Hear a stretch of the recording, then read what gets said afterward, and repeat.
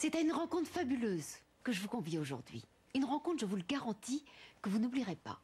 Et quand arrivera le générique de fin, je pense que vous aurez envie de dire chapeau, merci à la femme que vous aurez vue vibrer et impulser amour, énergie, entraide pendant les 52 prochaines minutes. Que vous aurez envie d'en parler autour de vous et peut-être même d'aider.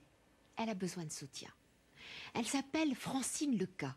Elle est médecin, engagée corps et âme dans ce métier pas comme les autres et encore bouleversée par le serment d'Hippocrate qu'elle va relire sous nos yeux. Elle aime se pencher sur les autres. Elle aime aider, soigner, se battre contre la fatalité et la mort. Et cela fait plus de 40 ans qu'elle répare des cœurs d'enfants. Car elle a choisi d'être chirurgienne cardiaque et de s'occuper des petits. Près d'un enfant sur 100 naît avec une malformation du cœur. Et la chirurgie est pour eux le seul espoir d'éviter une vie au ralenti ou une mort prématurée. Alors Francine Leca opère, avec angoisse, espoir et plaisir. Un travail de couture et de plomberie, dit-elle un peu bourrue. On répare les pompes. Oui, et on fait des miracles. On arrête le cœur, on le répare et il se remet à battre. Un enfant syrien épuisé se remet à jouer au foot. Une petite africaine arrivée à bout de force repart avec la pêche et jure de devenir elle aussi un jour un grand médecin. Francine Leca et son association les font venir du bout du monde et leur donnent un avenir. Ça ne l'empêche pas de faire de la moto, du théâtre et d'aller pêcher en Écosse. Fabuleuse, vous ai-je dit. Ce programme vous est proposé en audiodescription.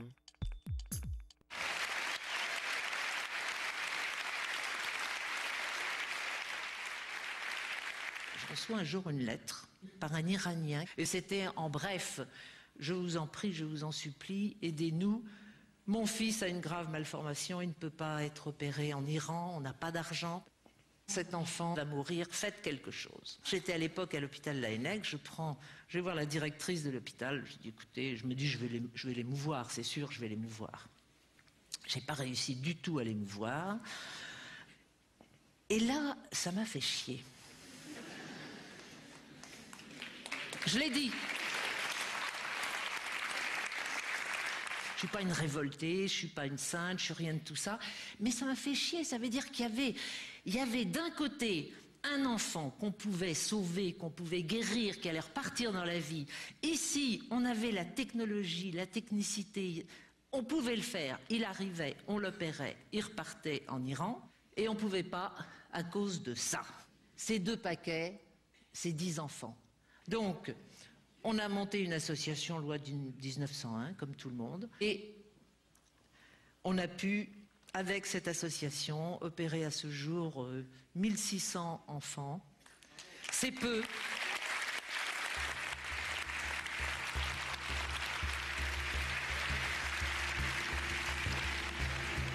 Depuis 40 ans, Francine Leca consacre sa vie à réparer des cœurs d'enfants.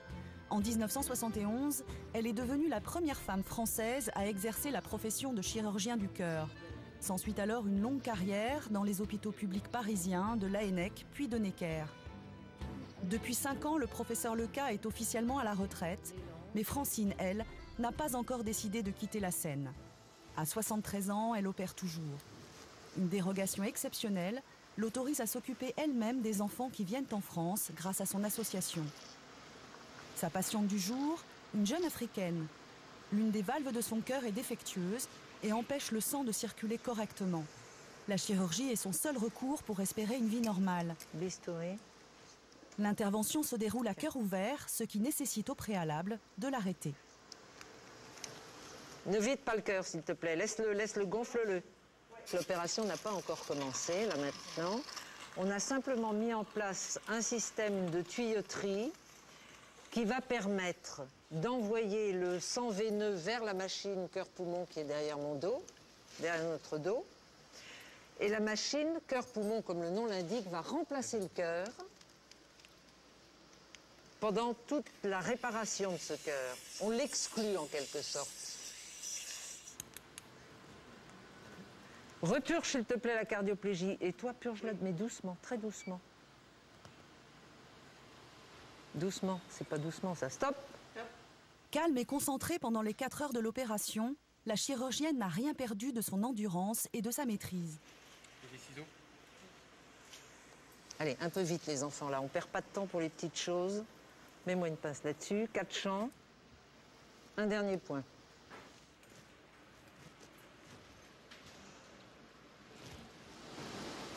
Voilà, pour moi, on peut s'arrêter quand on veut. Eh ben, tu t'arrêtes. Clan à tuyau, bistouri. Arrêtez nœud. C'est une opération qui s'est pas mal passée, en ce sens que elle s'est déroulée sans problème et que la reprise cardiaque est correcte. Ce qui est moins plaisant, évidemment, c'est qu'on a dû changer la valve. Et chez une petite fille de 13 ans qui va repartir en Afrique, c'est pas excellent parce que on va devoir dans quelques années lui changer cette valve. La chirurgie cardiaque, c'est tout à fait de la couture et de la plomberie. On coud ce qu'il faut, on raboute les tuyaux, on agrandit quand c'est trop étroit, on répare sa pompe. Une fois que tout est terminé, on referme bien soigneusement, parce qu'il ne faut pas que ça saigne. Et puis, miracle, une fois que le sang pénètre de nouveau à travers les coronaires, c'est-à-dire les artères du cœur, que le sang va de nouveau nourrir, apporter de l'oxygène au muscle cardiaque, le muscle cardiaque se remet à battre tout seul. C'est pas nous qui le faisons battre. Dès qu'il reçoit du sang à bonne température, spontanément, il se remet à battre. Et à ce moment-là, lorsqu'il est suffisamment efficace, on peut arrêter la machine. C'est extraordinaire, hein? Oui. C'est extraordinaire. La chirurgie cardiaque est une discipline encore jeune, à peine l'âge d'une vie humaine. Son histoire, faite d'audace et de passion, résonne fortement avec celle de Francine Leca. Tout n'a-t-il d'ailleurs pas commencé avec une étonnante coïncidence de date ? 1938 est effectivement une année extrêmement importante, puisqu'il y a eu 2 événements majeurs. Ma naissance et la première intervention. On va pas...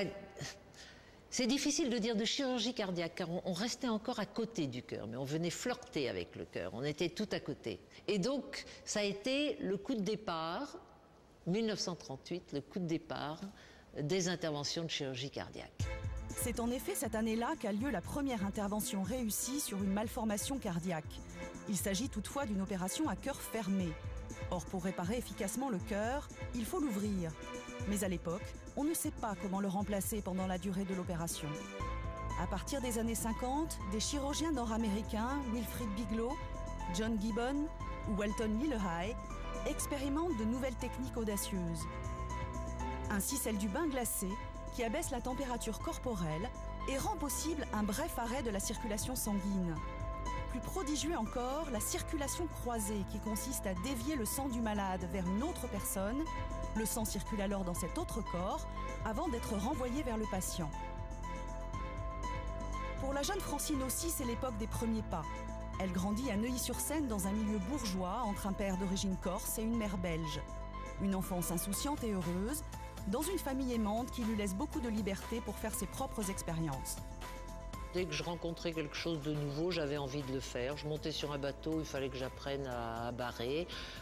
Plus tard, je suis montée dans un avion, j'ai appris à piloter. Je voyais du ski nautique, il fallait que je fasse du ski nautique. Parlons pas du tennis, du golf, du ski. Je touchais à tout, en fait. J'étais très bonne en rien, bien sûr, mais tout m'amusait, tout me plaisait. En 1953, alors que Francine fête ses 15 ans, la chirurgie cardiaque fait un pas de géant. Pour la première fois, une machine assume le rôle du cœur pendant l'intervention. Cette technique de circulation extracorporelle, mise au point aux États-Unis, est toujours utilisée de nos jours dans les salles d'opération. À la même époque, la jeune fille est en âge de passer son bac et se découvre une vocation de médecin. Soigner, c'est quand même quelque chose qui me plaît beaucoup, que j'ai toujours trouvé assez formidable, d'avoir ce pouvoir, mais il faut l'apprendre, il faut le payer, il faut ce pouvoir d'aider, de soigner. Et soigner par la chirurgie. L'idée de la chirurgie m'est venue vite aussi. Alors j'essaye d'expliquer ça en disant que la chirurgie, c'est un soin assez immédiat, c'est un soin de gens pressés. Je suis un peu pressée toujours. Donc en chirurgie, voilà, on ne tourne pas autour du pot, on y va. Elle court alors s'inscrire à la fac de médecine, travaille dur et réussit brillamment le concours de l'internat en 1964.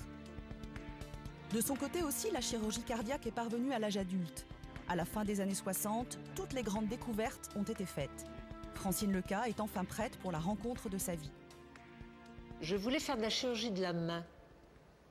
La main est on dit toujours c'est le prolongement du cerveau, c'est un bel instrument la main. Donc a priori c'est ce que je voulais faire. Et puis je suis arrivée en première année d'internat. À cette époque, les services de chirurgie cardiaque n'étaient pas très courus par les internes. Et donc en première année d'internat, on pouvait assez facilement être interne pendant 6 mois dans un service de chirurgie cardiaque.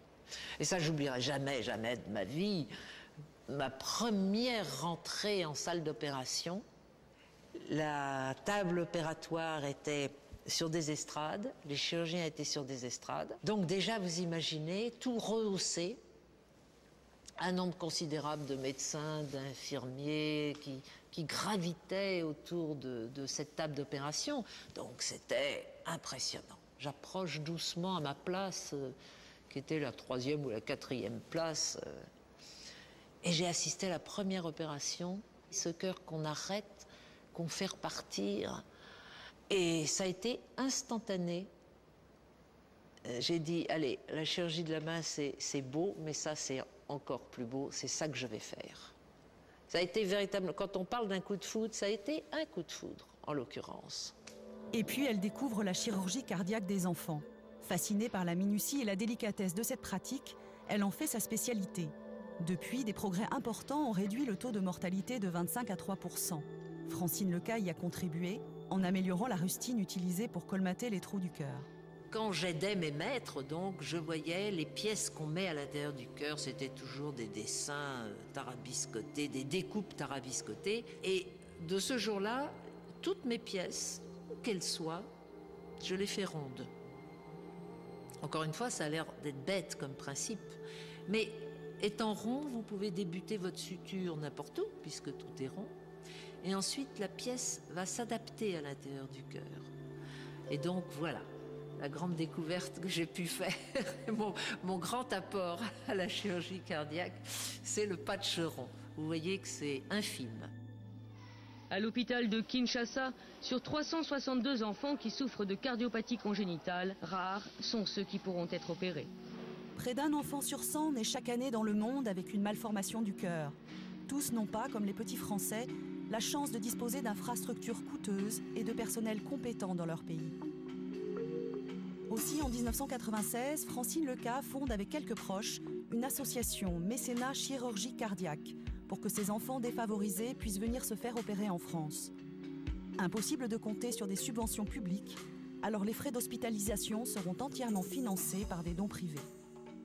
J'ai choisi ce nom de mécénat, et je trouve un très joli nom. Il faut que des gens comprennent que sauver un enfant, c'est aussi important que de restaurer un beau tableau. On pense toujours, quand on pense mécène, on pense à l'art. Mais c'est aussi, sinon plus important que l'art, de guérir des petits-enfants. Bonjour.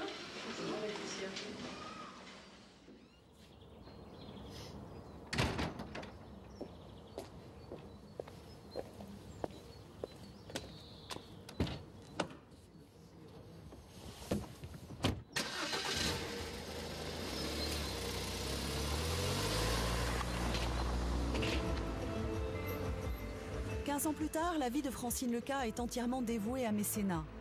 À travers cette association, elle poursuit son combat contre la maladie et la fatalité qu'elle a commencé il y a 40 ans. Bien sûr, il y a toujours un risque. Et dans le domaine de la chirurgie cardiaque, ce risque, c'est la mort. C'est dire que c'est jamais, jamais, jamais un geste anodin. Mais la chirurgie, c'est de l'angoisse et du plaisir. Ben, l'angoisse parce que c'est la vie de quelqu'un entre les mains, c'est vraiment ça. Mais l'angoisse disparaît au moment précis où on commence à opérer. Et du plaisir, ben, parce que quand on aime faire cette médecine de réparation, c'est fantastique. Aujourd'hui, l'association tourne à plein régime et s'appuie sur un réseau de 20 chirurgiens, une équipe de 8 salariés au siège parisien et pas moins de 400 bénévoles. Les demandes affluent d'Afrique, d'Asie ou du Moyen-Orient, mais les places sont limitées. C'est toujours la chirurgienne en personne qui examine chaque cas et décide qui seront les heureux chanceux. La plupart du temps, cela se fait sur dossier. Bon, Pascal, on voit des dossiers? Pascal Gray est son indispensable assistante. Depuis 35 ans, elle suit Francine Leca dans toutes ses aventures, de l'hôpital à Mécénat. Une aide précieuse pour la gestion des dossiers, mais aussi quand il s'agit de prendre des décisions difficiles. Aujourd'hui, c'est le cas d'une petite fille très malade qui les préoccupe. C'est la première fois qu'on a un enfant du Yémen qui nous vient par Bachir al-Mohalal. C'est qui Bachir al-Mohalal? Qui est un médecin yéménite. Et là, il nous a sollicité pour cette petite fille. On lui a demandé de nous envoyer tout le dossier, ce qu'il a fait. Qu'est-ce qu'elle est mignonne. Elle a l'air douce. Bonjour, je suis la mère de la seule fille Gaïda Abdo Al-Regal, âgée de 12 ans, qui souffre de maladie cardiaque depuis plus de 9 ans. Aujourd'hui, je vous adresse cette demande de prise en charge des soins de ma fille dans un dernier espoir. Les soins dont elle a besoin n'existent pas ici. Tout ce que l'on m'a proposé était extrêmement cher, bien au-delà de mon budget. Ici, les gens préfèrent laisser leur enfant mourir plutôt que de se battre. C'est tellement compliqué. J'ai fait le choix de relever le défi. Ma fille et ma vie. La découverte de votre association est donc une aubaine pour moi. Vous êtes mon dernier refuge de voir ma fille s'en sortir. Je vous remercie de prendre le temps de lire ma demande et espère avoir de vos nouvelles au plus tôt avec votre avis favorable. Asia Mohamed, mère de l'enfant. Voilà, une lettre, comme pratiquement toujours, une lettre très très émouvante. Mais Pascal m'a déjà dit une chose qui ne me plaît pas, c'est que, parce que Pascal, elle connaît la médecine. Et parfois, quand on voit les enfants très tard, il y a des lésions irréversibles, malheureusement. Enfin, on va voir. Beaucoup de frais devront être engagés. Aussi, la décision doit être mûrement réfléchie. Sévère pulmonary hypertension. Aïe, aïe, aïe, aïe, aïe. Risquer de faire venir un enfant qui s'avérerait finalement inopérable serait préjudiciable pour tous. Bidirectionnel, ça c'est pas bon du tout. Mais savoir prendre des risques fait partie de son métier et surtout de son tempérament. Énorme débord droit. La pathologie cardiaque est très compliquée. Je ne suis pas sûre du tout, vu l'état des poumons, qu'il sera possible de faire quelque chose. Mais cependant, j'accepte de la recevoir à Paris pour étudier à fond sa malformation et voir si l'on peut tenter quelque chose. Bon, voilà, on va faire venir Asia. Depuis, cet enfant du Yémen est venu en France. Son cas était limite, mais elle a pu être soignée avec succès. Francine Leca a gagné son pari. Comme les 180 autres enfants soignés en 2011 grâce à l'association, la petite fille est repartie guérie dans son pays.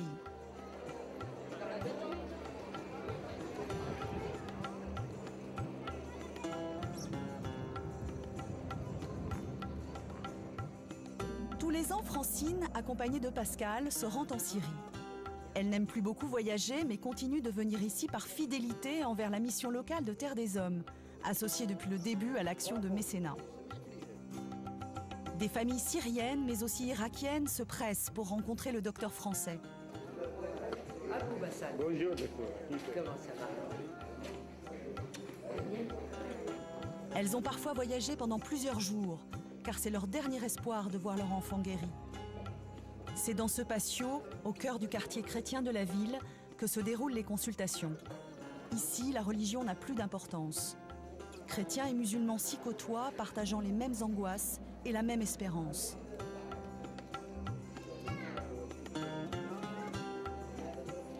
Je veux qu'un enfant qui vient de la partie la plus éloignée de l'Irak, quand je l'examine, quand je le vois, je voudrais vraiment poser les mêmes indications que je poserais pour un enfant qui habite à Paris ou aux environs de Paris ou en France. C'est-à-dire avoir d'abord une réaction, une attitude vraiment médicale. Pas dire, oh là là, ça va coûter trop cher, oh là là, ils viennent trop loin, oh là là, la famille va pas comprendre. Vous voyez, m'extraire, donc avoir une opinion médicale. La petite Shahad est atteinte de tétralogie de Fallot, une pathologie complexe, souvent mortelle, repérable à la teinte bleutée de la peau et des ongles. Pour la sauver, il faudrait l'opérer en France. Gros souffle systolique.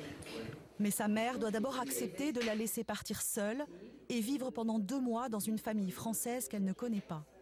L'association n'a pas les moyens financiers de recevoir aussi les parents. Tiens, fais-moi une petite place. On va parler un peu. On va parler un petit peu. On va parler un petit peu. Pourquoi tu pleures? Alors, tu vas lui dire, tu vas traduire.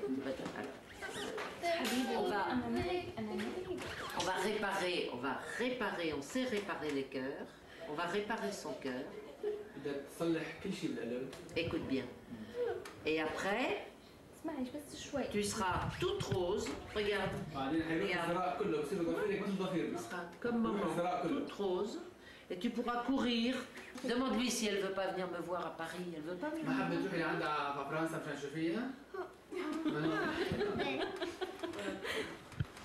Ah, ça veut dire non? Ah, c'est ça. Il faut que je m'y fasse. Ça veut dire oui. Ça veut dire non. Allez. Vous réfléchissez tranquillement, vous réfléchissez. Et tu les vois, hein, tu les suis de très près. C'est jamais un enfant seul, c'est une famille qui arrive avec à la fois de l'angoisse et de l'espoir. Parce qu'on est un peu les sorciers. C'est-à-dire, ils se disent... peut-être qu'ils vont pouvoir faire quelque chose.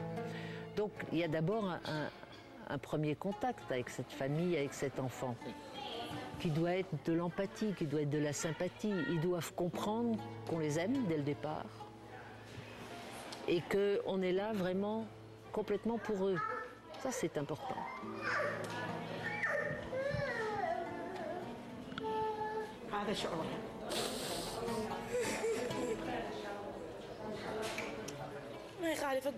Tant pis si mon fils doit partir pendant 2 mois.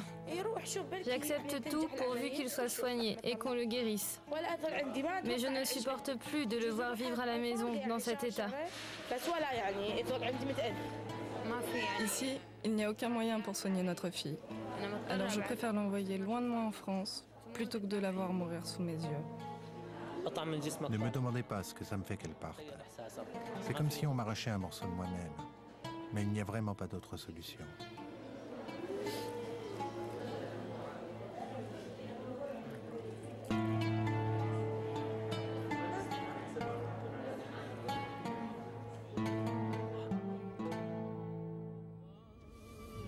C'est comme ça que je vis. Boulevard des Italiens, j'ai rencontré un Espagnol devant chez... Chirurgienne, Francine Leca se sent avant tout médecin. Tout au long de sa vie, elle s'est mobilisée pour une pratique humaine de la médecine, menacée d'après elle par le manque de moyens dans les hôpitaux. Il faut aimer se pencher vers les autres, les écouter, s'intéresser à leurs problèmes, leur donner du temps aussi. Et c'est pour ça que vous me voyez tellement rouspéter sur l'évolution de la médecine dans les hôpitaux. Il ne faut pas, même, et Dieu sait que je fais la chirurgie la plus technique qui soit, il ne faut pas que la médecine perde son côté, contact direct avec le malade, confiance que le malade donne et temps qu'on peut lui apporter. Une consultation, c'est pas en 10 minutes. Il faut du temps. Depuis toujours, elle défend l'idée que médecin n'est pas un métier comme un autre. Cette conviction profonde, elle la puise dans le serment d'Hippocrate que les étudiants en médecine jurent de respecter avant de commencer leur carrière. En présence des maîtres de cette faculté, de mes chers condisciples, et selon la tradition d'Hippocrate, je promets et je jure d'être fidèle aux lois de l'honneur et de la probité dans l'exercice de la médecine. Je donnerai mes soins gratuits à l'indigent et n'exigerai jamais un salaire au-dessus de mon travail. C'est beau, non? Qu'est-ce qui m'émeut? Ça m'émeut parce que c'est bien, parce que c'est ça qu'il faut faire. C'est ça qu'il faut faire. Donnerai mes soins gratuits à l'indigent et n'exigerai jamais un salaire au-dessus de mon travail. C'est ça qu'il faut faire. C'est ça qu'un médecin doit faire. Ma langue taira les secrets, le secret professionnel. On ne divulgue pas tout à tout le monde, de façon à ce que le malade puisse se confier, pour que de nouveau, il y ait ce lien de confiance qui me paraît totalement indispensable dans le rapport entre un médecin et son patient. Le petit Mahmoud vient d'arriver à Paris. Il a fait le voyage tout seul depuis la Syrie, sans ses parents, et demeure dans une famille d'accueil. Son opération est prévue dans quelques jours et il revoit le professeur Leca pour une ultime consultation. Bonjour mon grand. Oui, je le reconnais. Bonjour. Bonjour Madame Morgue, ravie de vous connaître. Moi aussi, vraiment. Entrez, je vous en prie. Bien. Ah, ça c'est un cadeau de maman? Ça va. Maman? Maman. C'est maman qui l'a fait? Waouh, c'est bien ça. Il est charmant?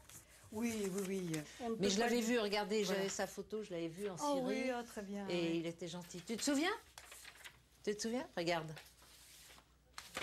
Ah voilà. Tu te souviens? Ça y est, il a le sourire. Hein? C'est très beau ça, hein? C'est maman qui l'a fait. Oui. Tu comprends un petit peu le français? Un petit peu? Non, faut pas pleurer. Oh oui, c'est un vrai chagrin. Hein? C'est ça qui est très, très attendrissant. C'est pas un caprice, c'est un vrai chagrin. Non. Viens, on va ausculter le cœur. Viens, viens, on va regarder. Je vais ausculter ton cœur. Monte ça.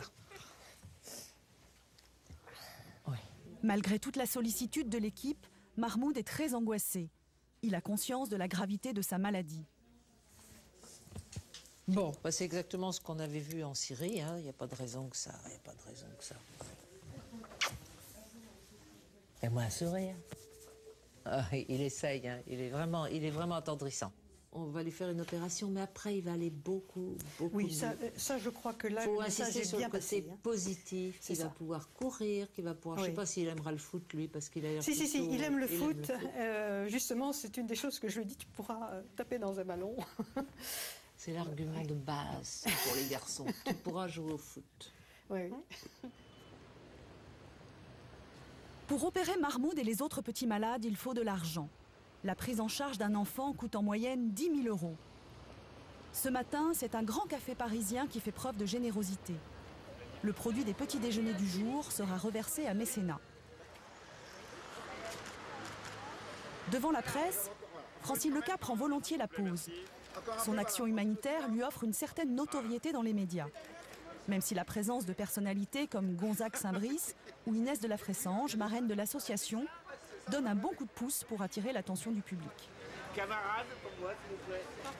Surprenante cette amitié entre une chirurgienne et une ex-top modèle? Pas tant que cela finalement. La chirurgie, c'est beaucoup métro boulot dodo. C'est vrai, on se lève tôt, on va à l'hôpital, on opère toute la journée. Le soir, on est fatigué. On rentre à la maison. C'est vraiment un petit peu la vie du chirurgien en général. Il est tout à fait vrai que pour mécénat, j'ai été amenée, mais c'est agréable aussi d'une certaine façon. C'est une autre vie, si tu veux. J'ai été amenée à rencontrer, regarde, j'ai rencontré Inès, ça c'est tout bénef. Un jour, j'ai vu Francine à la télévision et une émission sur elle et sur son association. Et j'ai été bouleversée.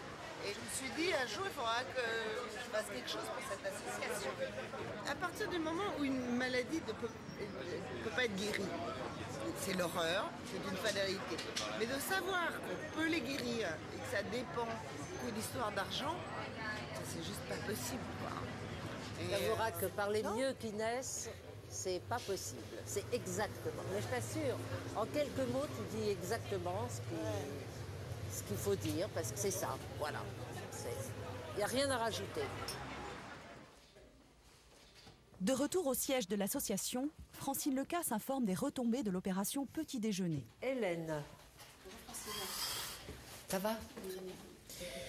Je voulais voir deux petites choses avec toi. Ce matin, ça a bien fonctionné, le café de la paix. Tu as eu les retours ou pas encore? Je pense à peu près 200 petits déjeuners.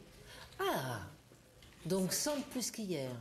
À mon avis, si ça continue comme ça, c'est pendant 5 jours. Hein. Oui, ça dure jusqu'à vendredi. Voilà, vendredi, 5 jours, à mon avis, avec un peu de chance, on a les 10 000, un enfant opéré. Les 10 000 pour un enfant opéré.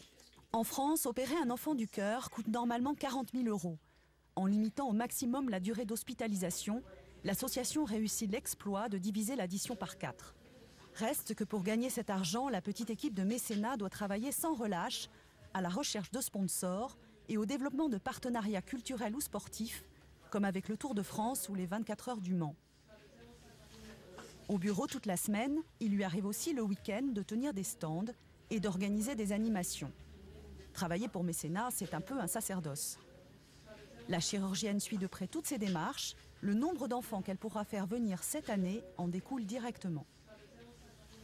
Comme j'étais dans les hôpitaux, donc une salariée des hôpitaux, je n'ai jamais eu à mettre de relation directe entre l'action de soins, l'activité de soins et l'argent.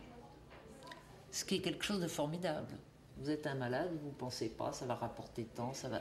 C'est le soin dans l'absolu, entre guillemets. Et donc, avec mécénat, j'ai été amenée à me rendre compte de ce que ça coûtait. J'ai d'ailleurs été très impressionnée au début de voir combien coûte la santé. On dit la santé n'a pas de prix, c'est totalement fou. On ne connaît pas toujours le prix qu'elle a, mais elle a un prix très important. Donc, vous me demandez comment j'ai ressenti ce changement, on va dire presque ce changement de culture, c'est-à-dire de m'occuper de la finance. Bah, très bien, il fallait le faire, c'est pas plus inintéressant qu'autre chose. Il nous faut trouver de l'argent pour opérer les enfants, c'est une condition sine qua non. Toute la bonne volonté du monde n'est pas suffisante. Si on n'a pas d'argent, on ne peut pas payer l'hôpital et l'hôpital n'acceptera pas nos enfants, que ce soit à Paris, en province ou ailleurs. Donc c'est une condition sine qua non et toute l'équipe le sait bien. Recommencer. Alors, la pavane, ça fait... Le soir, la chirurgienne enfile un tout autre costume. Celui de metteur en scène de théâtre.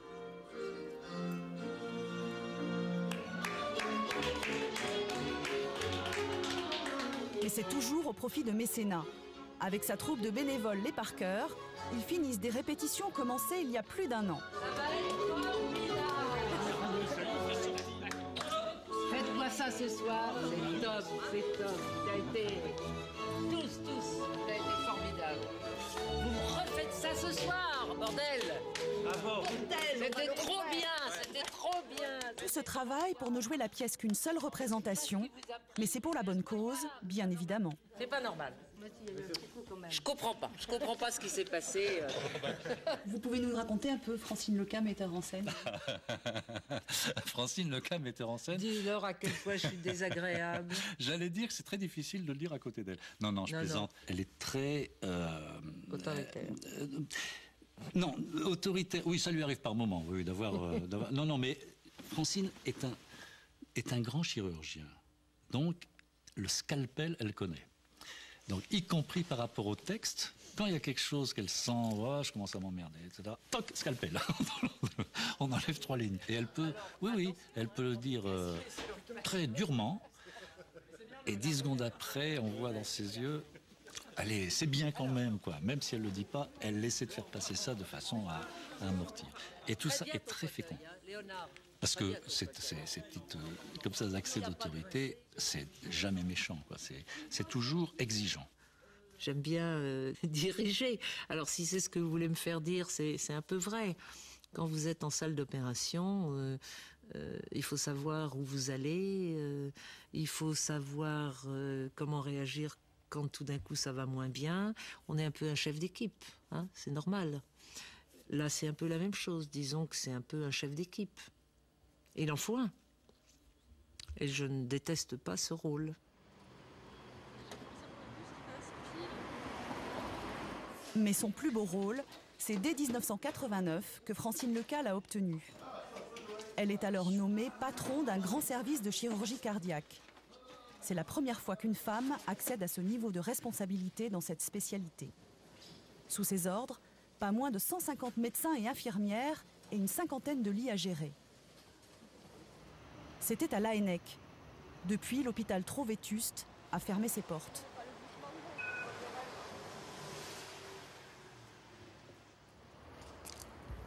Douze ans plus tard, la chirurgienne revient sur ces lieux où elle a exercé pendant près de 30 ans avant de prendre la direction du service de chirurgie cardiaque de l'hôpital Necker.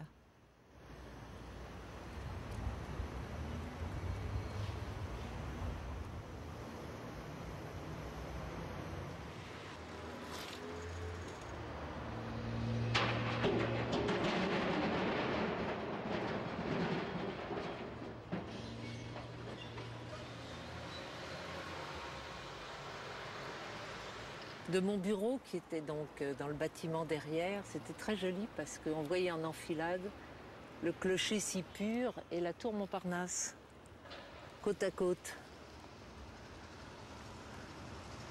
Ouais, ça c'est un hôpital que j'ai adoré. Forcément, j'y ai passé quasiment toute ma vie professionnelle. C'est rare d'arriver en première année d'internat dans un hôpital et d'y rester jusqu'à chef de service sans changer.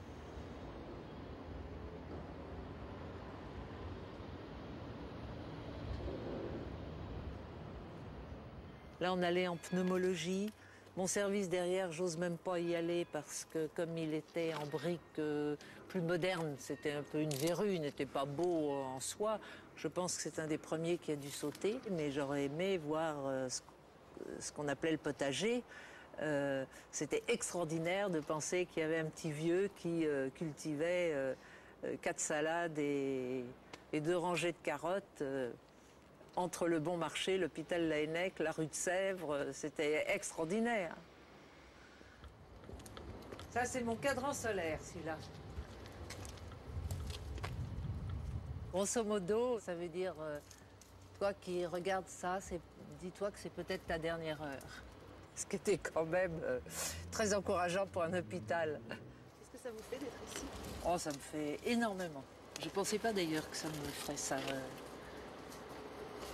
C'est une vie professionnelle, c'est des milliers de souvenirs, puis l'endroit était beau, et puis c'était un hôpital, certes désuet pour aujourd'hui, mais qui était à une échelle qui me convient bien. Globalement, se dire que pendant 400 ans, cet endroit a servi à soigner les malades et qu'aujourd'hui, ça va devenir des appartements, des magasins, des bureaux. Il y a un tout petit regret quand même. Dire le contraire serait malhonnête.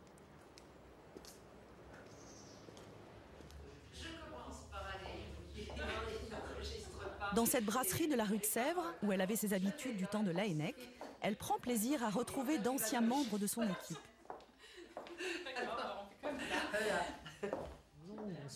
Marilyn Lévy a commencé sa carrière de cardiologue dans le service du professeur Leca en 1990.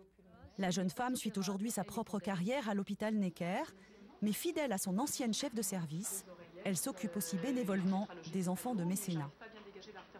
Pour moi, c'était un chef de service exceptionnel qui m'a beaucoup appris, et médicalement et humainement. Et ça, c'est quelque chose qui reste gravé. Et effectivement, j'ai que des bons souvenirs, moi, de Laennec. Que des bons souvenirs. Je me souviens d'un samedi matin où il y avait la visite le samedi matin. Donc, à la fin de la visite, j'étais passée vous voir. Et puis, il se trouvait que vous veniez de perdre un patient et que vous étiez très affecté. Et je suis venue vous annoncer que j'étais enceinte. Et en général, les patrons ne sont pas très contents. Moi, j'y allais un petit peu en me disant, voilà, quand on annonce qu'on est enceinte, ça veut dire congé maternité, ça veut dire absence. Et j'oublierai jamais que ce jour-là, vous m'avez... J'ai senti tellement d'émotion.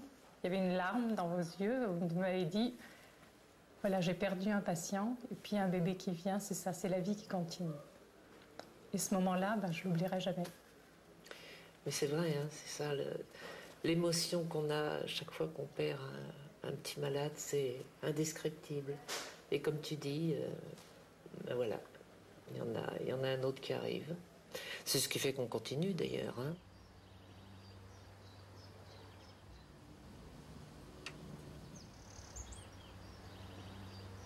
Perdre un bébé, perdre un nourrisson, c'est douloureux et pénible, mais ce qui est épouvantable, c'est de perdre un grand enfant, voire un jeune adolescent qu'on a opéré plusieurs fois, qu'on a vu grandir, qu'on a suivi.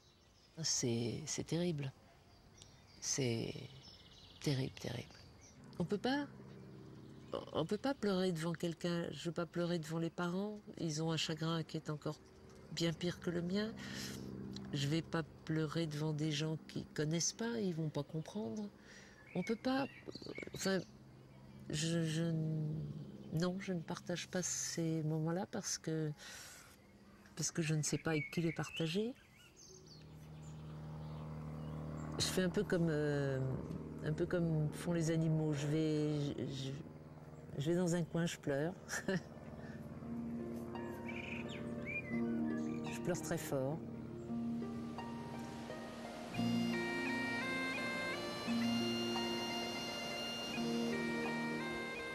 Dans les moments difficiles, Francine a toujours pu compter sur sa famille. Avec ses 2 frères, elle passe souvent quelques jours en Écosse à pêcher le saumon. Au moins 2 saumons. Tout salmon. Tout salmon, ok. Une forme de pèlerinage en mémoire de leur père, dont le charisme et la philosophie de vie ont considérablement marqué sa fille aînée. On le voit chaque fois qu'on va à un endroit, quand on va dans le lodge, quand on va sur une berge. Chaque fois, c'est des anecdotes et des souvenirs qui nous reviennent. C'était un homme formidable, un très bon pêcheur, un papa extraordinaire qui voulait absolument nous emmener avec lui dans tout ce qu'il faisait, nous apprendre. Et c'est pour ça que je suis ici avec mes frères.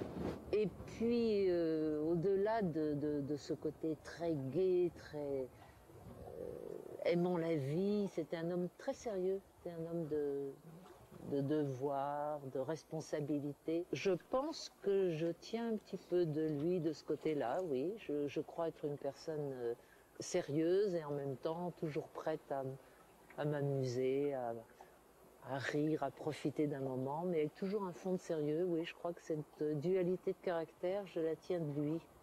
Oui. Moi, je me rappelle très bien, mon père Bon, j'étais pas très sage, hein. J'étais renvoyée d'une école, ce qui n'était pas très bien à cette époque pour une fille être renvoyée d'une école, c'est quand même, ça fait pas très chic. Donc j'étais pas très sage, j'aimais jouer, j'aimais m'amuser. Donc mon père a serré. Mais il a serré en m'expliquant, en me parlant. Il m'appelait à une époque, il m'appelait bonjour BAR, me disait-il. Bonjour Bonarien, ça voulait dire. Là, je dis, il faut que je fasse quelque chose. Je peux pas me faire appeler Bonarien, c'est pas possible. Donc j'ai travailloté juste ce qu'il fallait pour passer le bac, rien, sans plus. Non, j'ai commencé vraiment à travailler après le bac, quand j'ai décidé d'être médecin. Là, j'ai travaillé.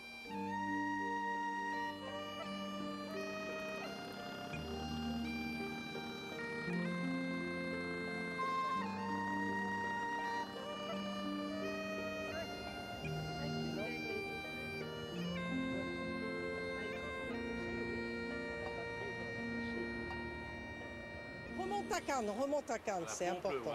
Voilà. Hop, mets ta canne. Vas-y, Mouline, descends. Vas-y. Doucement.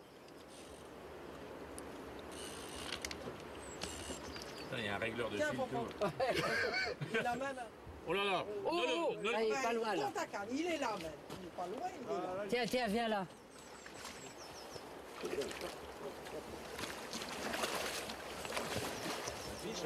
Fiche, ça. Oh oui, il est beau. Oh, il est beau. Oh, il est magnifique. Ah, il est beau. Ah, good fish. Incroyable. Ah, il est beau. Hein, Davy? Good fish? Il est frais, hein? Non, good? Là, tu vois, on est ravis parce qu'on mange un morceau de viande avec les doigts au bord de la rivière. On a l'impression que c'est la chose la plus simple du monde. Mais aujourd'hui, c'est une chose qu'il est difficile d'avoir. Nous sommes des privilégiés. Moi, tous les jours, je sais que je fais partie des privilégiés. Et de ce fait, non seulement j'ai un remerciement à donner, mais j'ai une dette, je dirais. Donc quand on sait faire quelque chose, on a envie de le donner aux autres, on a envie d'en faire profiter les autres. Du coup, on crée l'association et puis on opère les enfants. C'est une toute petite façon de rendre à la vie ce qu'elle nous a offert, enfin ce qu'elle m'a offert.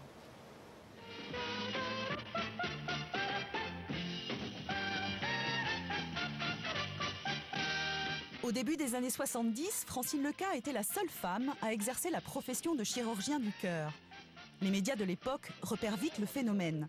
Sur les plateaux de télévision, elle doit souvent se justifier et répondre à des questions qu'on ne pose qu'aux femmes. Vous pensez que certains professeurs d'une certaine école, une vieille école, n'aiment pas beaucoup voir leur service des femmes? Est-ce que vous avez vu de ces professeurs qui préféraient avoir des hommes avec eux que des femmes? Ça existe, je sais que ça existe. Personnellement, j'ai eu la chance de n'en jamais rencontrer. Ou du moins, si je les ai rencontrés, j'ai eu la faiblesse de ne pas m'en apercevoir. Tout le monde connaît les problèmes d'un médecin, il n'a pas d'heure. Enfin, pour un homme, c'est pas une légende de dire qu'on peut le déranger à toute heure du jour et de la nuit. Alors pour une femme, ça double les problèmes. C'est la règle du jeu, il n'est pas question que les collègues dont on parlait tout à l'heure aient le moins du monde à en subir. Il n'y a pas de raison de dire « Ah oui, mais elle a ses petits-enfants, c'est mercredi, c'est le jour de congé, ou bien a-t-elle à la rougeole ?» Ça, ils n'ont pas entré dans ces considérations-là. C'est notre problème, on n'a pas à l'imposer au reste de l'équipe. Donc pas de souci dans le travail, mais son dévouement à la chirurgie cardiaque n'a pas été sans conséquence sur sa vie de famille et celle de ses deux enfants. J'ai pensé pendant longtemps, pendant les premières années, que je réussissais à tout faire. Je me disais quand même c'est formidable, je fais mon métier, je m'occupe des enfants, je m'occupe du mari, tout ça me paraissait très très bien. En fait, a posteriori, quand on a un jugement un petit peu objectif, je n'ai pas été probablement la mère parfaite pour mes enfants tout simplement parce que le malade, ça a l'air un peu simple et un peu pompier de dire ça, mais passe quand même toujours en premier. Ils vous le reprochent maintenant, vos enfants? La réponse à cette question, c'est souvent à l'âge adulte qu'on peut la donner. Orso n'est plus un enfant depuis longtemps, mais à l'occasion, c'est encore sa mère qui tient les commandes. Je descendrais bien à Cavalère comme ça, moi. Tu prends Beaumont. Tu sais, comme à l'époque, on vous envoyait en avion, nous on descendait en moto. Elle a quoi? Ah oui, elle a un bon swing. C'est vrai, elle est plaisante. Mais tu sais, le jour où papa m'a offert ma 750, c'est ici même que je l'ai essayé. Ah ouais? Je suis montée dessus, je me suis dit, mais comment je vais faire? J'étais jamais montée seule sur une moto et me voilà sur une 750. Comme si je monte tout d'un coup sur celle-là. Ah, j'ai dit, je peux pas me dégonfler. J'ai accéléré, j'ai cru que j'allais rester sur place.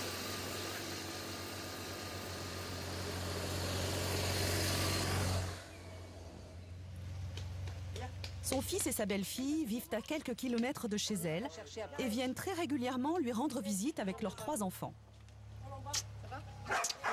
On s'est payé une vraie tranche de moto avec. Bonjour mon canard, chéri. On devait essayer de faire quelque chose avec le ballon. Francine Leca est aujourd'hui une grand-mère attentive, à défaut d'avoir toujours été une mère très disponible. Souvent, on me demande si ma maman n'a pas été présente, mais ma maman a été présente. Elle était présente. Elle était peut-être pas à la sortie de l'école pour me récupérer dans sa voiture, mais enfin, pendant des années, elle m'a accompagné à l'école. Bon, très tôt, j'arrivais vraiment très tôt par rapport aux autres. On va dire que l'école n'était pas ouverte. Je disais bonjour aux commerçants qui ouvraient. Mais elle s'est toujours occupée de nous, très tôt le matin, très tard le soir. Mais les malades restent quand même votre priorité. Mais ça, c'est normal. Vous ne pouvez pas répondre à l'infirmière qui vous appelle, le malade va pas bien, et dire bah, écoutez, c'est les 3 ans de ma fille, je peux pas venir. C'est important les 3 ans de sa fille, mais on peut les fêter 2 heures avant ou 3 heures après. Il y a toujours un arrangement. C'est vrai qu'il y avait le stress du téléphone. Oui. Il y avait le stress du téléphone. Ça, c'était le seul truc qui était une pression pour nous. C'était le téléphone sonnait et là on se disait c'est reparti. Mais si à un moment, quand on est enfant, bon, on accepte que sa maman parte tôt, rentre tard, puis à un moment on se dit ça y est, je l'ai pour moi. Maman arrive. On a attendu, on comprend tout ça. Et quand le téléphone sonnait, je sais même pas si elle garait pas, j'étais trop petit à l'époque, si elle garait pas déjà la voiture dans le sens du départ. On savait qu'elle était là, mais on savait qu'il y avait toujours un prêt à repartir. Donc voilà, il fallait être très concis quand on la voyait pour lui raconter son histoire, sa journée vite fait et ses problèmes vite fait. Et interdit d'être malade, évidemment, hein, parce que alors là, si on avait juste une petite fièvre ou un petit 38, le 38, ça comptait même pas, quoi. Ah bah oui, on peut pas avoir des malades à l'hôpital et à la maison. Pas possible. Faut choisir.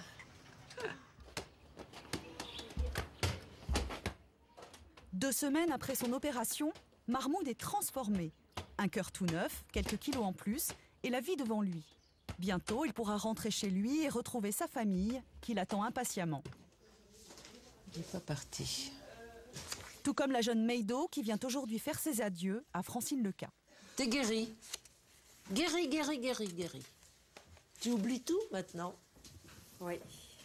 Et tu fais tout ce que tu as envie de faire. Tu peux courir, tu peux jouer. Tu aimes le sport? Oui. Qu'est-ce que tu aimerais faire? Du vélo. Mais maintenant, je fais à la maison. À la maison des Chantal. Est-ce que tu sens une différence par rapport à avant l'opération? Une grande différence. Ah. Parce qu'avant, je ne pouvais pas jouer à les sports. Maintenant, je peux. Tu es contente alors? Oui. Ben, nous aussi. Bon. Merci Chantal. De rien. En 2011, Francine Leca est promue commandeur dans l'ordre de la Légion d'honneur. Mais la guérison de Maydo et des autres enfants reste sa plus belle récompense. Au revoir ma chérie. Au revoir ma belle petite fille. Alors, tu viens vite médecin. Enfin vite, il faut quand même le temps d'apprendre. Il faut un petit peu de temps. D'accord. Mais je serai fière de toi quand tu seras médecin. Les sourires de la vie qui nous entoure, de son éternelle jeunesse, de la beauté, de l'amour. L'amour triomphe de tout.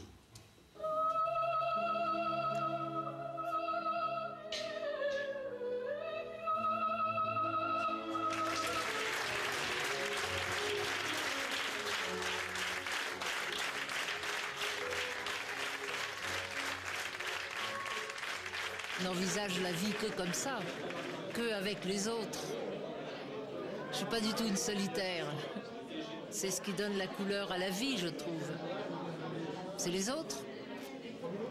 Non?